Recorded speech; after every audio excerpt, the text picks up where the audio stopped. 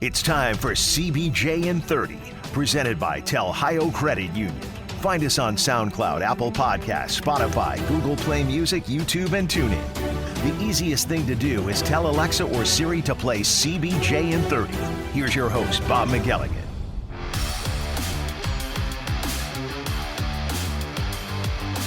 Welcome to another Monday Mailbag edition of CBJ in 30, presented by Telhio Credit Union. The Blue Jackets have one more stop on their three-game road trip. Right now they are 1-1. They got a win in Arizona on Thursday over the Coyotes. Had to go to a shootout to get it done, but they did get it done. And then on Saturday it was disappointing because the Blue Jackets had a 2-0 lead pretty early in the first period at Las Vegas against the Vegas Golden Knights, and they lost the game by the final score of 3-2. So that one was disappointing, but you do have a chance to get a win tonight, and that would give you 2 wins in 3 tries on the road. And, you know, Meatloaf said it, 2 out of 3 ain't bad. First, I've got to tell you about Telhio Credit Union before I get to all of your questions and give you my answers. Telhio Credit Union has been around for a long, long time, and they have been taking care of the people in central and southwestern Ohio, and they've been doing that in many different ways. Basically, though, what it comes down to is allowing you to get more for your money, do more with your money. That's really what it's all about. And if you'd like to find out more about Telhio Credit Union, number one, why should you join a credit union? The answer to that question and many more that I'm sure are on your mind are at Telhio. You can find it at Telhio Credit Union. .org. Let me try that again. You can find those answers at TelhioCreditUnion.org. It was a long day of travel. From Vegas to Buffalo, I guess. But go through their website and just click on the different tabs. You'll be able to find whether it's a checking account, savings account, personal loan, business loan, whatever it is. Find out what they do and what they can do for you.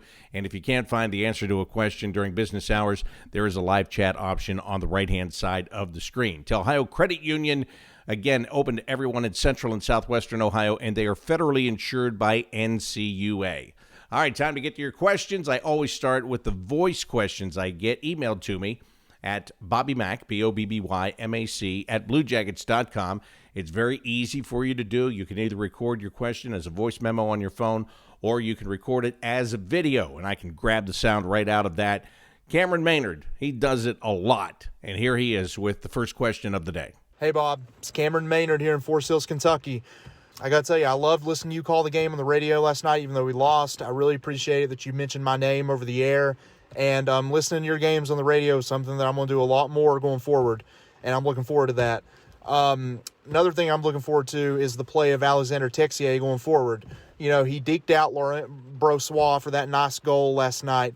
He gave us a glimpse of the player that we all thought he could be, you know, when he first arrived in Columbus, and last couple of years he hasn't really lived up to expectations. Even though he only has 1 assist on the year, he has 6 points. He's got a 6.17 line and a plus-minus rating of 2. Do you think that he could be becoming the player that we all hoped he could be when he first arrived in Columbus right now? I mean, I've hoped that he could. I mean, he's really coming on strong this year, and it looks like he's on the rise. So, I mean, I think so. You know, I just wanted to get your thoughts on that. And also just a strategy for the Blue Jackets. Get the puck to the blue and make sure Boone Jenner is down there every single time, because, you know, the toughness and grit of Boone Jenner is just something that you have to love.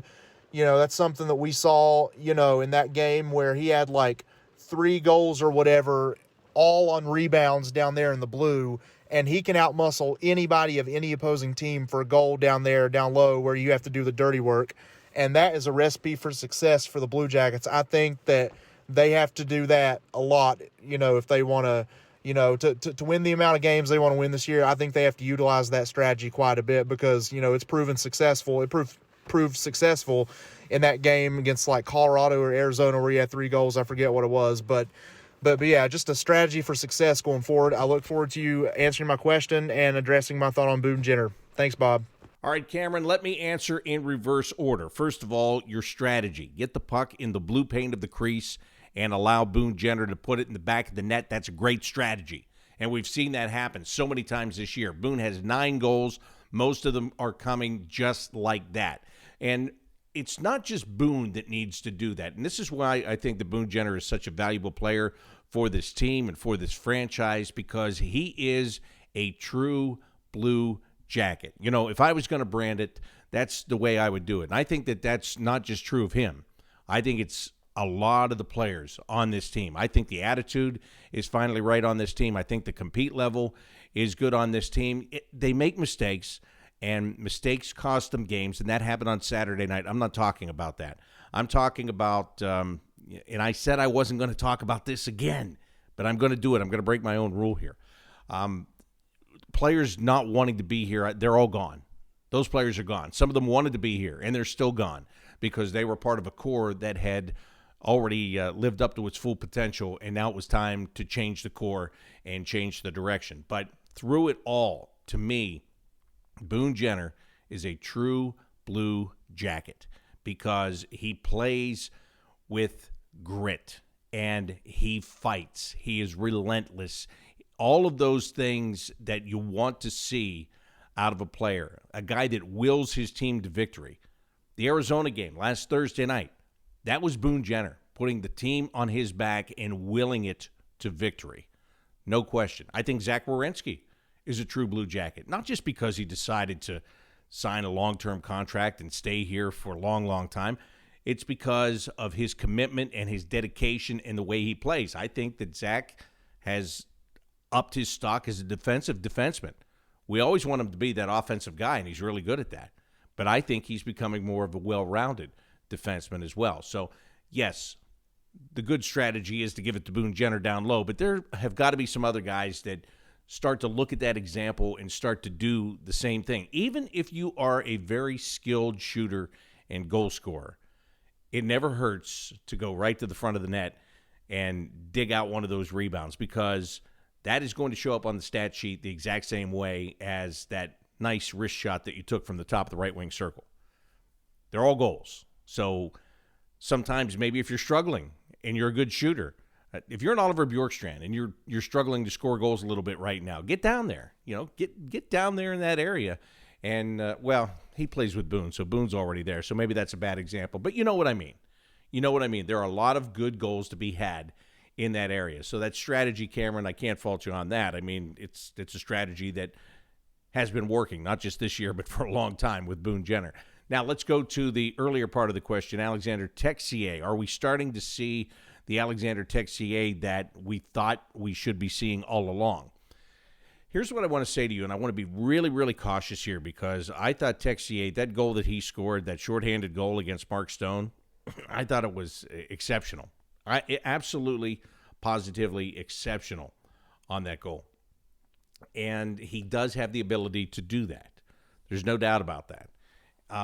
It's a great play. I think penalty killing, he has really found a craft there in penalty killing. I do. I think he has found a comfort zone when it comes to that. When you score a shorthanded goal or you're a threat, you are a threat to score a shorthanded goal, people have to pay attention to you. And Mark Stone will pay attention to Alexander Texier forever after the goal that Texier undressed him on and went to the net and scored the other night. So he is doing a good job in areas. Where I said I'm going to tread a little bit lightly here is let's just put it out there. I say this all the time. Well, you know, Brad Larson doesn't really have lines 1, 2, 3, and 4. He's just rolling 4 lines. Yeah, it sounds good. And when guys are playing well, then it looks like it could be true. But can we be honest? Can we be very honest here?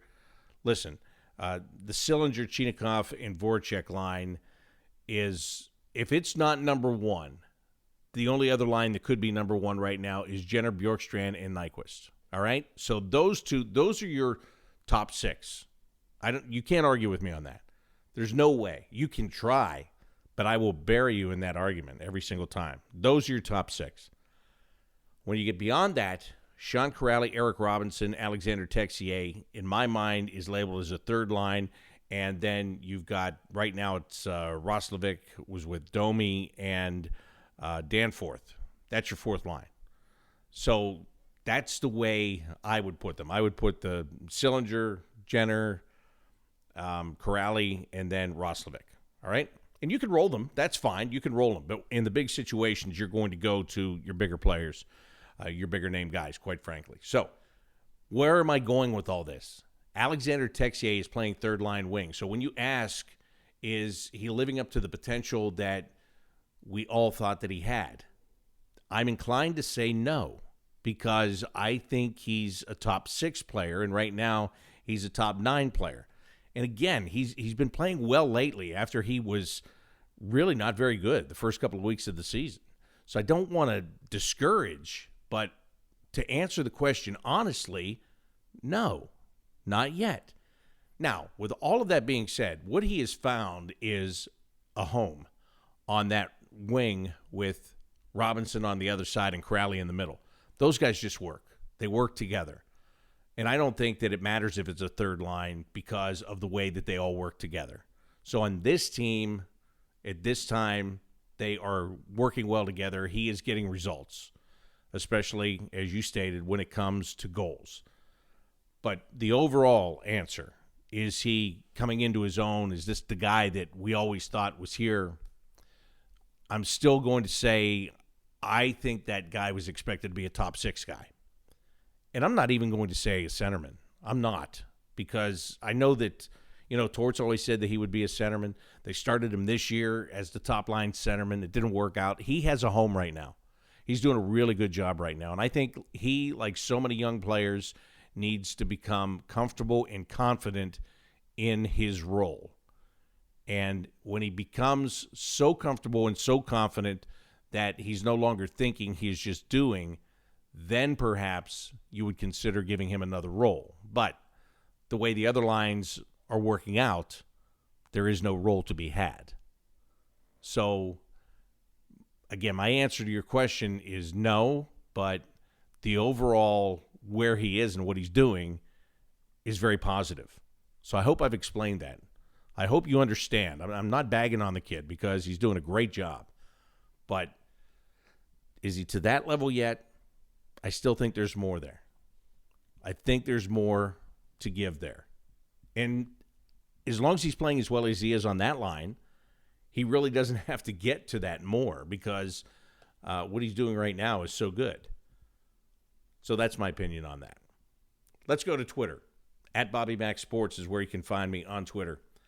And here, oh, by the way, can I just explain here? Cameron said that I said his name on the air during the game on Saturday night. I did that because every so often, it's not all the time, it's usually in special situations, a big game, or, the other night we're in Vegas and you kind of wonder who's listening late at night, a game that's starting at 10 o'clock at night in the Eastern time zone. And I'll just say, hey, let me know where you're listening from, and just hit me up on Twitter @BobbyMacSports. Actually, I don't know if I've ever said hit me up on Twitter, but okay, hit me up on Twitter @BobbyMacSports and tell me where you're listening from. And Cameron was one of the many that did that.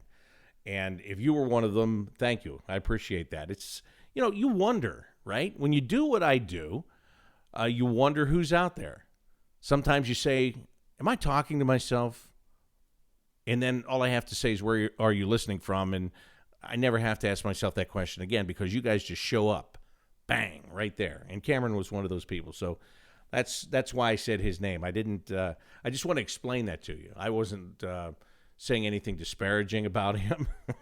I wouldn't. It's a joke, Cameron. But so listen, if you're ever listening to the game, and maybe it'll be one of those nights that I do that, feel free to get that tweet to me and let me know.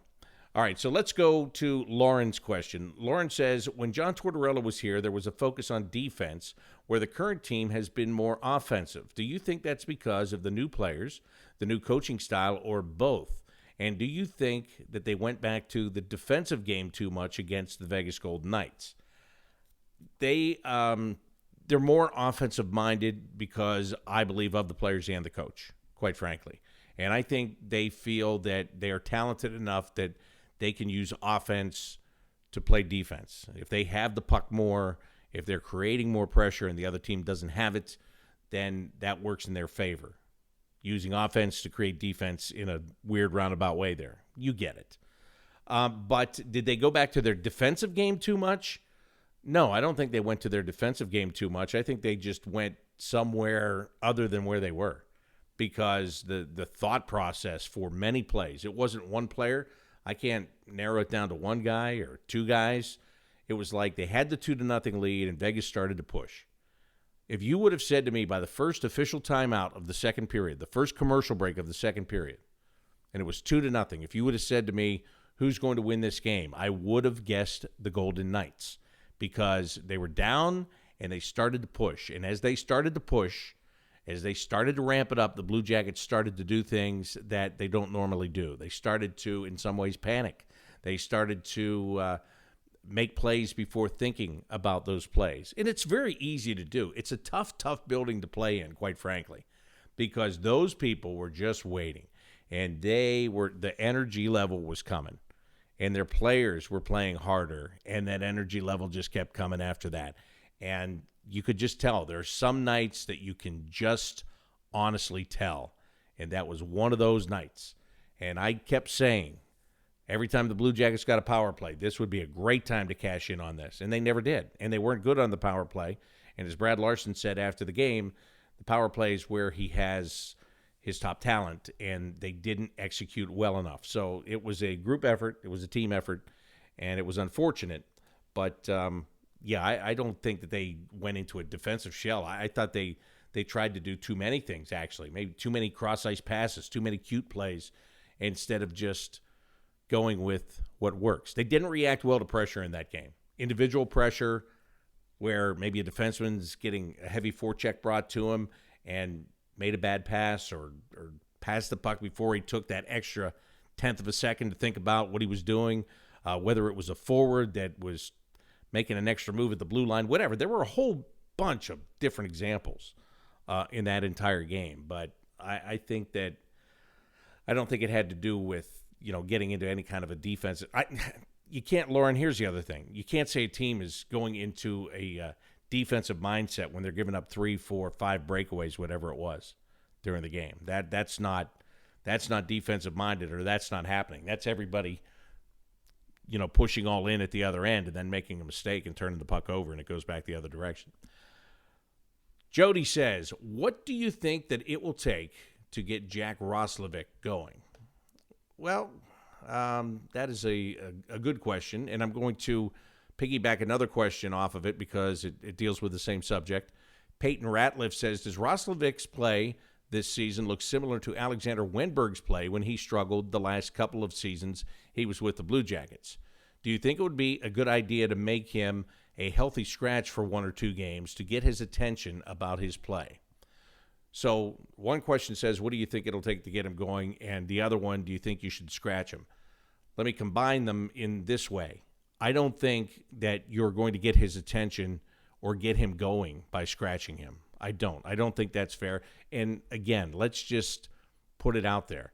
He is a centerman.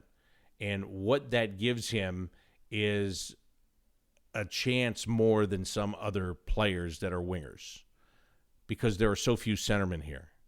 And you could do something like put Max Domi in the middle. But again, Max has had struggles with his two-way game as a center since he joined this team. So they don't want to do that. I know they want to leave Jack out there, and they want to keep giving him the reps, and they want him to start getting his offensive game going. And I'm sure that he's disappointed about that. Everybody wants to score goals. But with that being said, he's done a pretty good job in helping his line mates get better too. Does he look like Wenberg the last couple of seasons? Here's what I'll say about that, and you may have a different view on it than I have. Alexander Wenberg, let's not forget, was a first-round pick of the Blue Jackets, was expected to be a number 1 centerman with the Blue Jackets. That was the expectation from the day he was drafted. Jack Roslovic was drafted by the Winnipeg Jets, and even though he was acquired in a trade by the Columbus Blue Jackets, he hadn't played a lot of center in Winnipeg. He hadn't played a lot of center overall. And last year he did play center, and there were deficiencies, but he overcame those with his offensive abilities and had a really good season in that bigger type role. Okay? So Wenberg was always meant to be a centerman. Roslovic was meant to be a centerman on this team maybe because they are so starved for players that can handle that position well. Maybe if there was a strong core down the middle, Roslovic would be playing on the wing. So my whole point of this is I can't really compare them. Can you say, or the question is, does he look like Wenberg the last couple of years? Yeah, but you always expected so much more out of Wenberg because he was that first-round pick, right? He was Yarmo's first-round pick. Yarmo had 3 of them that year. And there was always going to be a lot of focus on Alexander Wenberg, good, bad, or indifferent, because he was that first guy taken by a new general manager. And it didn't work out. He's a very good player. I've said this before, and I'll say it again. He was a great third-line center. The problem was he was being paid as a top-line center, or at least a second-line center. So the books didn't jive, and that's why they finally had to make a decision on that. Not because he wasn't a good guy, not because he wasn't a guy that contributed in some ways. It was just, the salary cap part of it. It didn't all match up. And Jack Roslovic, to me, it's just a different thing. It's a different thing. Can he play better? Yes. Have we seen him play better? Yes. Right now, he's centering the fourth line. And nobody's really saying boo about that, the way it's going. And if he's, doing things like winning faceoffs, which he is improving in that area, if he improves in his two-way play, then you get some goals and more responsibility will come. But we can't look at, and some of you might be saying, well, you say that Wenberg was looked at as the number one centerman. Jack Roslovic was supposed to be the number one centerman in between Jake Voracek and Patrick Lainey in training camp. You might say that. You might believe that. It might be something that you are very adamant about. But no one ever said that he was going to be. Oh, you may have read it, and you may have heard it, but you didn't read it in a quote from the head coach. You didn't hear it come out of his mouth. Last I checked, it was only media and pundits saying that Jack Roslovic would be on that line. Did I ever say it? Before camp, did I ever say it? I don't know. If I did say it, it would have been speculation. It would have been drinking the Kool-Aid of what everybody else was writing and talking about, I guess. I don't remember if I said it or not. I don't. You would remember better than me, especially some of you, because if I say I'd never said it, there'll be some of you, at least one of you, that would say, oh, you said it. You said it, and you said it on this day, on this show, and that's fine. That's fine. I don't know if I said it. But Brad Larson never said it. So I don't look at him like he's supposed to be a number one centerman. It would have been nice, but they never went that way from day one. From day one, he was third line, and now maybe fourth line. And this is after I said that you don't number lines, and then that's all I've done this whole show. So I'm a hypocrite with that, I guess. But anyway, you know what I mean. Look at the time on ice, and you know what I mean. So it's frustrating for Jack, I'm sure. It's frustrating for you because you want to see him score. His teammates want to see him score. He wants to score. His coaches want to see him score. I want to see him score.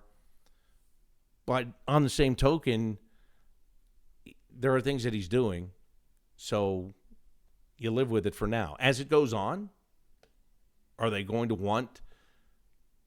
need that production from him? Not want. Everybody wants it. Are they going to need it? Yes. Yes, as things go on, this team will need that. Sala says, I have a question about injured players and how much they are part of the team. Wait, let me start that over again. I wasn't reading it right. And that's why I like the voice questions, because you do it yourself and they come out. But let me get this right.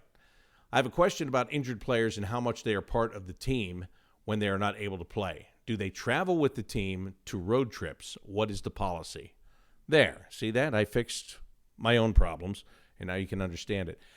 Do they travel? It depends upon the injury and whether or not there's a chance for them to come back soon. If there's a chance for them to come back on a particular road trip, then they will travel and they will skate whether they play or not. Like, let's just say that there was an injured player there was Max Domi. Here's a great example.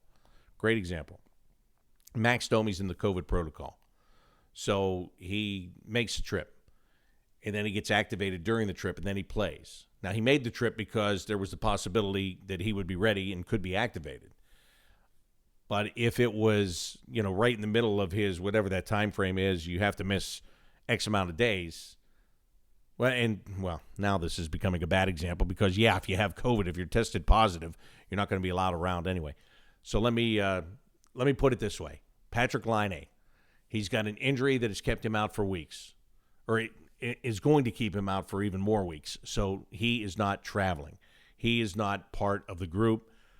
All the stuff that he is doing at the arena is separate from what everybody else is doing. And players will tell you, when you have an injury like that, you feel like you are on your own because you're not part of the meetings, you're not in the room, you are on your own particular rehab program.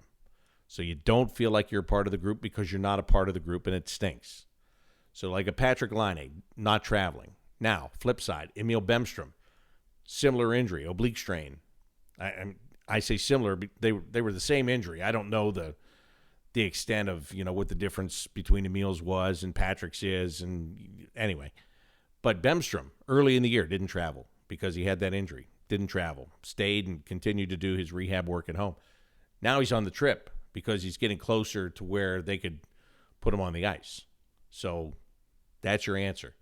If there's no chance of you playing, in most cases, not all, in most cases, you don't travel. Sometimes there can be an exception. Maybe you're a veteran guy that is going to be just good to have around, and everybody wants him around, so they will make exceptions at times for that. But the general rule of thumb is if you're injured, you're not traveling unless there's the possibility you could return throughout the course of a trip. All right? So I hope that clears it up for you. Let me see. What is our next one here? This is from assistant coach Christo Philophogus. I hope I said that right. I don't know. Anyway, it's a very easy question. Where does the team stay in Vegas? On the Strip. And do they get some downtime? Not really. Not really, because we played Thursday night in Arizona and then flew to Vegas and got in late at night, and then there was a practice the next day at the Golden Knights practice rink, and then they had a game on Saturday night, and then yesterday it was a late morning flight to Buffalo. So not a lot of downtime, but no off day. But there's time to get together and have a meal and be with your teammates and all of that. But not a lot of downtime. And there won't be a lot of downtime. I mean, the schedule is extremely busy. Look at this week, if you don't believe that. Mike the Fireman says, if you can, please refer our family's prayers to Patrick Lainey for his family's loss. And that's very kind of you, Mike. Patrick losing his father, unfortunately. I just talked about that he's injured, and that's not good for him. He's not being a part of the team right now, and now he has a personal tragedy in life, which is we all feel for him, every single one of us. So, Mike, thank you very much. When I see him again, and I don't know when that'll be, but I'd be happy to pass that along. Here's a tweet from Christy. It says, what was your favorite meal in Vegas? Now, Christy has already tipped the scales on this one because she has a picture of me, because I walked in to where her and her husband and their friend were having breakfast on Saturday morning. I thought, well, there's a place. I know it has good breakfast. I know it's toward the arena, and I know the Ohio State game will be on there. So trifecta, right? 9 o'clock in the morning in Vegas. I can go and do that before going to practice. And I walked in, and they flagged me down right away. I just walked in, and I was looking to see if I could find a place at the counter to sit. And all of a sudden, Bobby Mack. And I saw them over there, and they waved and went over and sat down. So that was my favorite meal. That was without a doubt to sit down with some of you and just talk and we had a good time. They were doing some. They were enjoying life early in the morning, with the football game on and the hockey game to come later at night. And, I couldn't have as much fun at that time as they did. But I enjoyed the conversation and enjoyed watching them enjoy their trip to Vegas. So it was great. So there you go, Christy. That was it in a nutshell. David Lytle says, great job this year. I especially love the Alexander Texier stone cold call. Yeah, I mean, Mark Stone, he left him stone cold when he made the move on him and undressed him there in the right wing circle. David says, does any other NHL franchise city have a track record of producing NHL players like the AAA Blue Jackets? I've never seen anybody get tossed. Well, hold on a second. There are two separate questions. A lot of NHL teams have affiliations with, travel teams, and maybe I'm hesitating here because I don't know if it's necessarily AAA in the way that, AAA leagues. So a lot of teams are affiliated in a similar manner as the Blue Jackets, and there are a lot of teams that crank them out. After I read this question earlier tonight, and one guy that jumped to my mind, because it's easy to, you could say, okay, in Columbus, you've got the AAA Blue Jackets. In Detroit, you've got the Little Caesars team and the Honey Baked teams, and, they've got good AAA programs. You got the Barons in Cleveland, and, you go on to the Junior Penguins in Pittsburgh, and a lot of these teams have the junior, whatever their team mascot is. So there are a lot of them. There are a lot of programs all throughout North America for this. But one that jumped to my mind, well, there were a couple in what they call the non-traditional markets, of course. And Florida was one of those. And, of course, the Blue Jackets have a guy that that is from Florida, and he's playing with the Blue Jackets. And I'm talking about defenseman Andrew Peeke. And so I read this question earlier, and it had already piqued my interest. And I went out to the elevator, and a bunch of guys were getting off the elevator, and Andrew Peeke was one of those guys. And I said, hey, I want to ask you something real quick because I want to get this right. I said, so when you played, when you played travel growing up, and there was a Junior Panthers program, and that's what he played for. But see, here's the difference. I want to specify one of the big differences for you on this as you go throughout the league. With the Blue Jackets and the AAA Blue Jackets, and there are also AA Blue Jackets programs, single A. There's single A, AA, and AAA programs all in Columbus, and numerous teams from the single A and AA levels. There's only the one AAA team. Okay, so for those of you that may have kids that are going through the youth hockey program right now, or if some of you have gone through it, you know what I'm talking about. But for those of you that don't know, there are those different levels.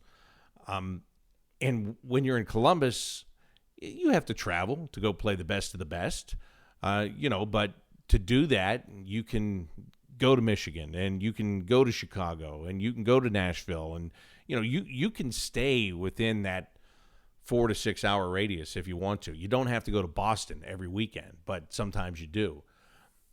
So you're kind of close to where the action is. As Andrew Peeke told me, when he was very young, and he's like 8, 9, maybe even 10 years old, they're playing, within the state of Florida, and they're staying there.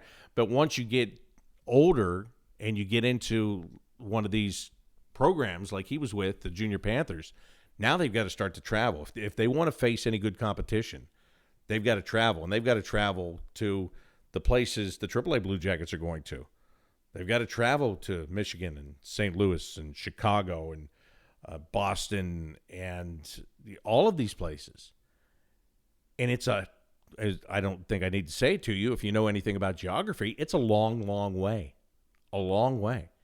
Dallas, similar thing. Arizona, same thing.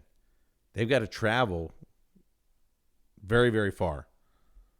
I can't think of the name, but I know when my son was coming up through the youth hockey ranks, there was talk that there were kids that lived in Florida that actually would come to Nashville on the weekends to play for a Nashville team. They practiced on their own all week, and they would have to come all the way to Nashville just to play, which I thought was ridiculous. Although there was one year that my son played with the Springfield chiller being the main chiller and would have to drive over there 2 or 3 times a week. And, I mean, that was 45 minutes, not a big deal. It's not like going Florida to Nashville. But my whole point to all of this is that there is a lot of sacrifice, and all the NHL teams are involved in promoting the game at the youth level and starting at the bottom and working their way up. And the AAA Blue Jackets obviously have done a really good job of it because there's that big focus on it. When you have Jack Roslovic and you have Sean Corrali on your team, that's great, and that's awesome. But other teams are doing it. You know, we focus on what it is here, as well we should. But there are other teams and other programs that really do it as well. The National Hockey League drives all this. You know, I just said non-traditional markets before, and you know, when they were putting teams in Tampa and in Sunrise, Florida, and in Phoenix at the time, and you know, the Minnesota North Stars were moving to Dallas, there were a lot of hardcore hockey people that were saying, "What are you doing? What are you doing? This isn't going to work. These teams are not going to thrive. This is not going to work here." And now you have a Tampa Bay Lightning team that has not only won back-to-back cups, but they've won 3 overall. You've got a Florida Panthers team that was really good back in the 90s and looks like it has a good chance of being really good again. And, you know, you've got a Dallas team that has won a Stanley Cup, and they continue to be competitive. They were in the Stanley Cup final a couple of years ago. You've got an Arizona team that I know right now they've bottomed out, but they've been in the playoffs. And in all of these places, kids have gotten interested in the game and they have started to play. And that's why you have an Austin Matthews who gets drafted in the first round, who's an Arizona kid. That's why you have so many kids that are coming from those programs in California with the Sharks and the Ducks and the Kings. So you could say what you want to about Gary Bettman and the National Hockey League and the way it's run. Everybody has opinions on it. But from this standpoint, talking about the way the game has been grown, and it's been grown by teams going into these types of markets and having success and people becoming interested in the game and kids starting to skate and more practice rinks being built in these cities, that has been a tremendous success, in my opinion. So, David, that's a very long answer to your question about AAA hockey. But, yeah, it's going on everywhere. It's going on everywhere throughout the league. David has another part 2 here, and he says, I've never seen anybody get tossed from the face-off circle as much as Boone Jenner. What gives? Just, you know, it depends upon if you're trying to get an advantage. Remember, we had Jody and I had Boone on the Inside Edge a couple of weeks ago. We were talking about that, not cheating in the face-off, just trying to gain an advantage in the face-off circle. Sometimes the linesman doesn't like the advantage that you're trying to get, and he kicks you out.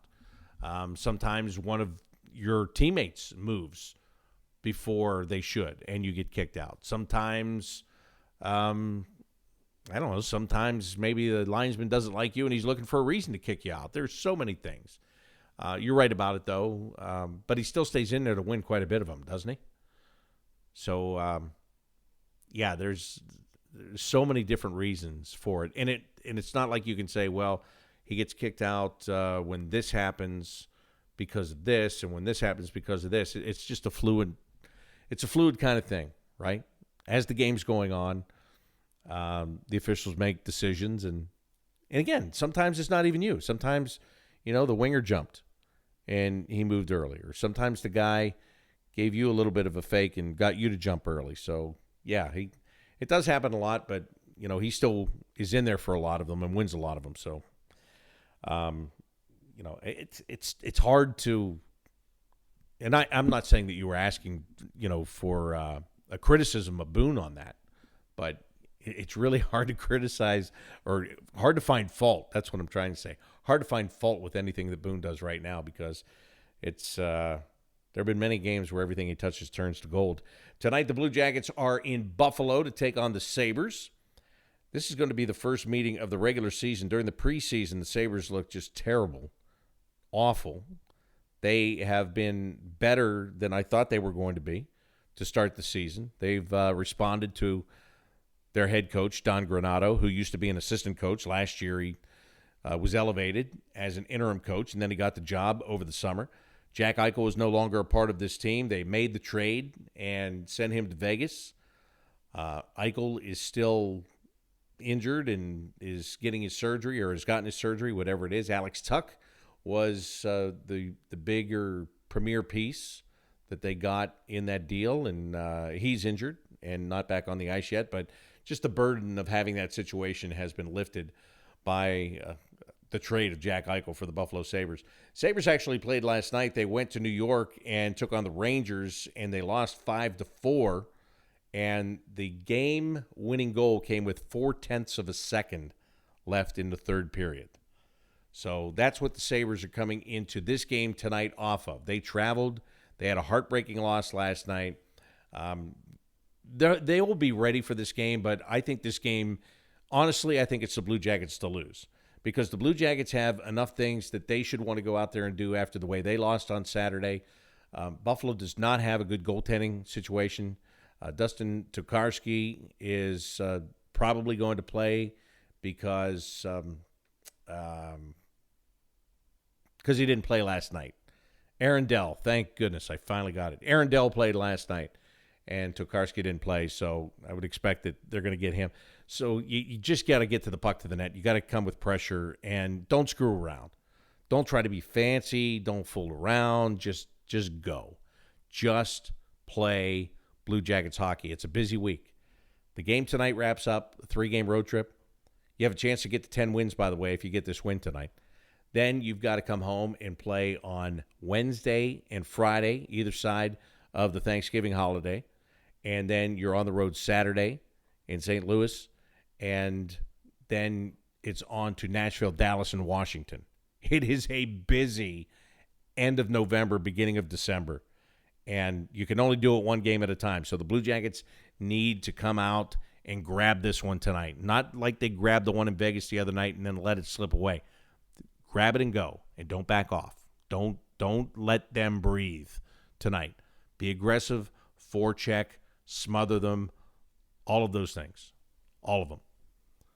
Game coverage tonight.